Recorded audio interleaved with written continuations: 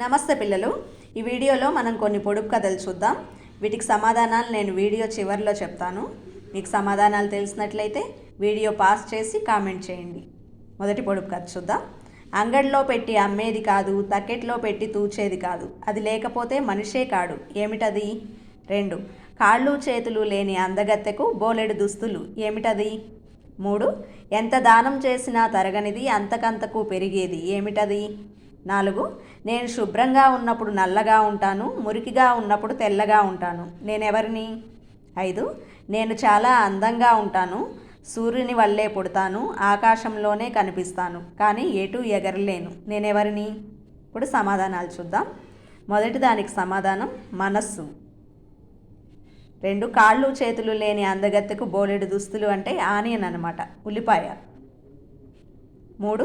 ఎంత దానం చేసినా తరగనిది, అంతకంతకు పెరిగేది, ఏమిటి అంటే విద్య, చదువు. అది ఎంత నేర్పించినా పెరుగుతుందే కానీ తరగదు కదా. 4. నేను శుభ్రంగా ఉన్నప్పుడు నల్లగా ఉంటాను, మురికిగా ఉన్నప్పుడు తెల్లగా ఉంటాను అంటే బ్లాక్ బోర్డ్.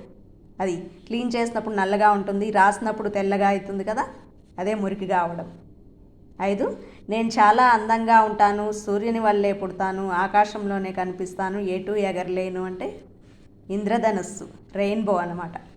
నా వీడియో కనుక నచ్చితే ఛానల్ని సబ్స్క్రైబ్ చేసుకోండి. ధన్యవాదములు.